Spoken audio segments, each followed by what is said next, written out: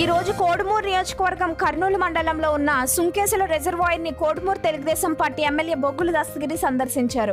అనంతరం ఎమ్మెల్యే మాట్లాడుతూ తుఫాను ప్రభావంతో వరద ఉధృతి ఎక్కువగా ఉండడంతో అక్కడ ఉన్న ఇరిగేషన్ ఏఈ గారితో అప్రమత్తంగా జాగ్రత్తగా ఉండాలని, ఎప్పటికప్పుడు వరద ఉధృతిని గమనిస్తూ ఎలాంటి ఇబ్బందులు సమస్యలు లేకుండా చూస్తూ కిందకి నీటిని విడుదల చేయాలని, అలాగే అక్కడ కరకట్టు కొంచెం తెగిపోవడంతో వాటిని మరమ్మతులను పరిశీలించారు. కోడుమూరు ప్రజలు మరియు కర్నూలు ప్రజలు భయపడాల్సిన అవసరం ఏమీ లేదని ఈ సందర్భంగా తెలియజేశారు.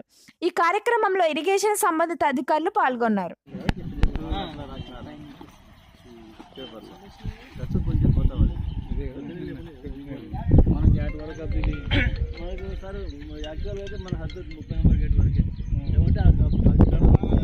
అంతా మనకే